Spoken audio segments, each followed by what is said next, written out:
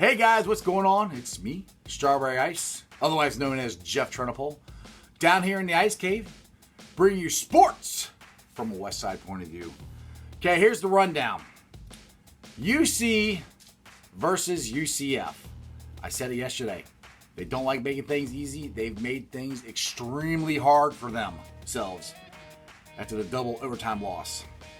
And the NFL has come out with a possibility of a new playoff format. I'll get to all that here in a second.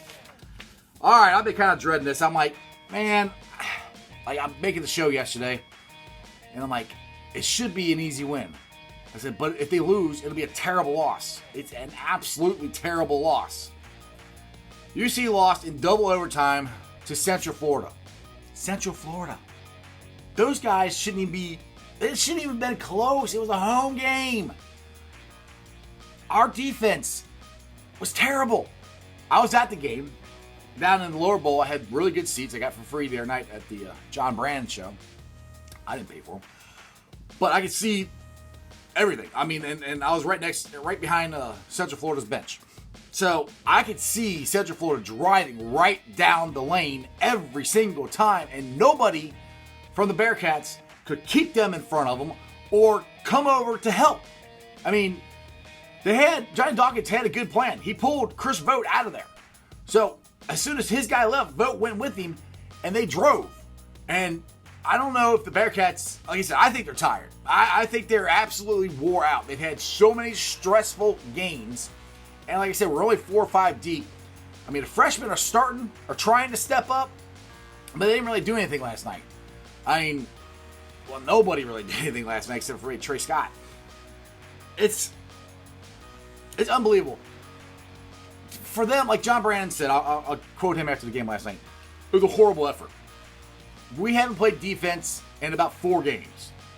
The last time I really saw, myself personally, really saw the Bearcats play defense was at the Wichita State game. And ever since then, we've looked wore out. We're not there. You can't, I don't care if UCF shouldn't win. They shouldn't have won. But you got to put the effort in. You got to. I mean, you guys have put yourself in this position behind the 8 ball for losing the games at the beginning of the year that you shouldn't have lost, to now no more. You cannot lose any more games. None. And even if we do that, I think we might have to win 1 or 2 games in the AAC tournament to get in. But there's a but. There's always a but. If you win Sunday, which you better win Sunday against Wichita State, and then you got South Florida, which you should win that. Okay, you win both those, and you pull out one of my favorite things, a huge win against Houston at Houston. I think that should be enough to barely get us in. I still would feel better if we win 2 or 3 games in the AAC tournament. Now, if you lose any of those games, you have to win the entire tournament or we're not getting in. It's just the effort that the guys showed at the end of regulation and in the second overtime was the effort they should have had at the beginning of the game. Javon Cumberland made an unbelievable 3-pointer to get them into overtime or into the second overtime. I can't remember which one it was. But he caught it, moved over, shot. I mean, his feet were not set at all. His legs are going this way. One leg's going this way. One leg's going that way. And he nailed it. It's like, where was that concentration at the beginning of the game? Because there was multiple three-point attempts that you were way more open than that one, and you made that one. Where's that concentration at the beginning of the game? That's what we need. You can't just roll the balls out there and expect Central Florida to lay down. They're a Division I college basketball team. It's just, I don't understand. I keep saying that, but I don't understand. You guys know you got to win. It's a home game. You know you got to win. You almost lost to East Carolina. You should have came out and cruised. These last 2 games should have been easy wins. But our defense, I'll put it to our defense has been terrible in both games. That's one thing about mixed team. Always had defense. barely ever had offense. Brandon's team, we've got better offense than we've ever had. We've had really good defense at times. Now, one thing I don't understand about the defense and John, what John's done is in the Memphis game, I thought it was a great move. Chris Vogt got in foul trouble, and Dari just wasn't playing very good, so he went small. And he went to a zone, and that completely messed up Memphis. They didn't know what to do with it. They hadn't seen it before. So, he didn't do it for very long, but it worked. He bought time for Vogt. Oh, yeah, Cumberland was out then, too. So, it bought time for those guys in the first half to get back into it and kept UC close. So, if you're John Brandon and you're watching your team get gutted right down the middle over and over and over again, and they're pulling Chris Vogt out, why don't you play a zone?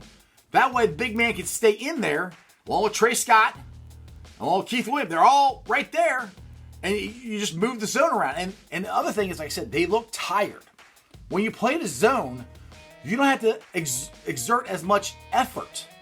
I know Brandon is a man-to-man guy. Huggins was a man-to-man guy.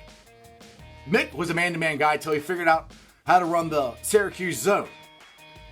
And that's where I think John Brandon needs to do. Run the zone more because, like I said, we're only 4 or 5 deep. The guys are tired. I don't care how many says. You say 19, 20-year-old kids, they're tired. Because we struggled so much at the beginning of the year, that's the reason we're at now. Because every game from December till now has been stressful. Like, they have got to win.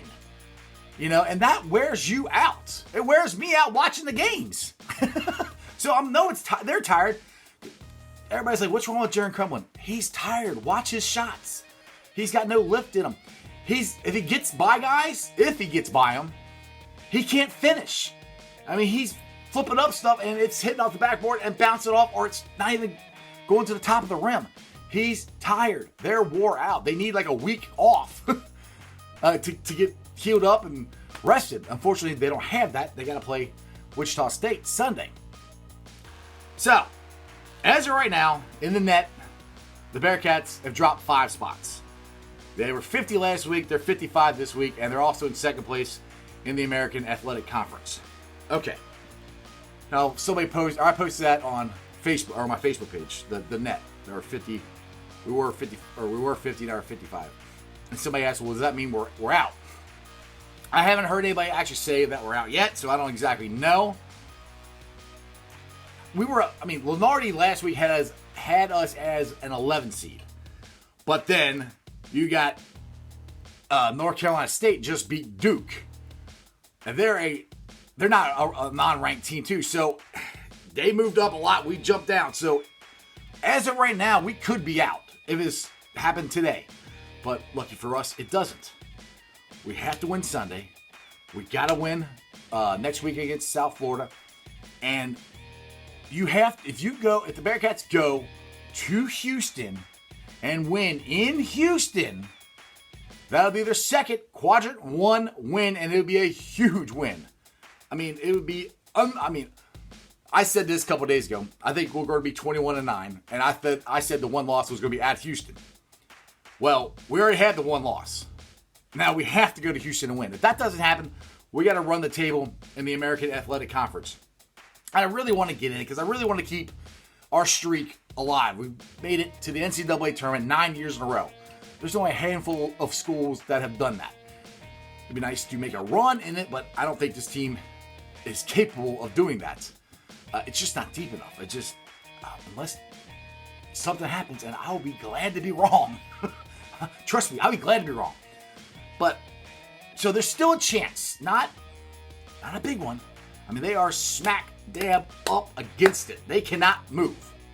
If they lose Sunday, they might as well lose the rest of them because you need to go and win the AAC tournament. I mean, that's where we're at. We might as well just not even play the other games if we lose Sunday. So, all right. Anyway. All right, the NFL has come out with a possibility, which I think is going to happen once they get the collective bargaining agreement out, which they've been talking about this for a couple years, of adding a 17th week to the season And that would add a 7th team to the playoffs instead of 6. And we would lose a preseason game. We'd go from 4 games to 3, which I'm fine with all that. I mean, I hate the preseason games. They're stupid, and it's dumb that the NFL owners charge the fans full price for barely professional football on the preseason games. Now, if I'm the players, I know they're looking at money, which, let's see here, what I've written now. The players' revenue will increase from 48% with the 16-week schedule. It'll go up to 48.5% of the revenue sharing with a 17-game week schedule. And plus, they get an extra game check. So their money will go up. The thing is that they all have been complaining about for the last 10 years since their last negotiation is they have no guaranteed money. And the older guys have no health insurance. I've heard this, after you're out of the league, I think 5 years, then your health insurance is gone. Those are the things they need to fight for. The problem is your career in the NFL is so short. These guys can't afford to miss game checks. They can't afford to miss games. I mean, especially guys who barely make the team. I mean, they might only get 4 or 5 games. And if you sit out or go on strike for 4 or 5 games, these guys may never get a shot in the NFL. So that's where the players are at a rock and a hard place. I don't think they can get the insurance. I don't think the owners will ever give them that. It looks like, they have gotten some actual guaranteed contracts. That looks to me is where they need to try to get that. They need to get the guaranteed money more. Because, in my money, out of all the professional athletes, the football players should get paid.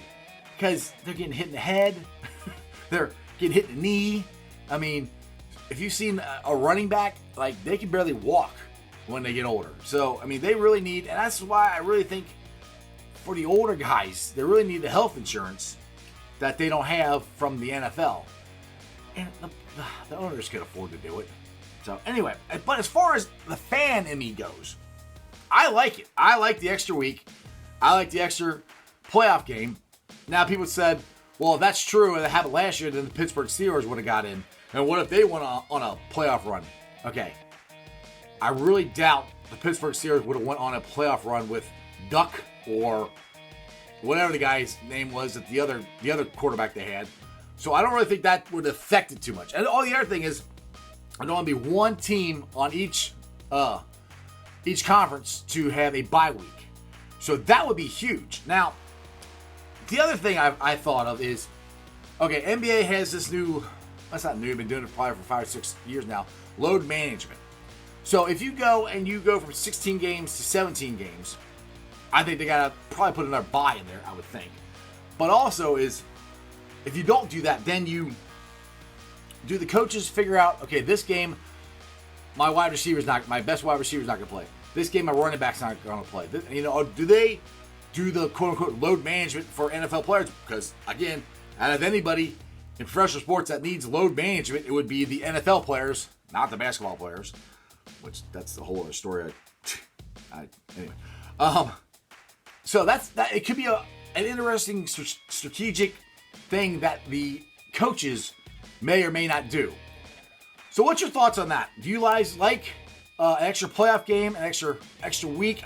I know you like only 3 preseason games instead of 4. And how do you think it'll work out? Do you think they will give an extra bye week, have 2 bye weeks, or they'll do this load management thing I was talking about? Tweet me out your thoughts at Sports with Strawberry Ice, handle Jeff A. Trunapole, TRENNEPOHL. You can also message me at Sports with Strawberry Ice. You can also leave a message down below on the YouTube channel. And there's my crazy dog again. That's just sports, baby. Friday, tomorrow, Zeke of the Week. If you guys got any thoughts, ideas of who you'd like to nominate, again, message me, tweet me out, Facebook. Other than that, you guys have a wonderful time. Like, subscribe, share. Tell all your friends about me. See ya.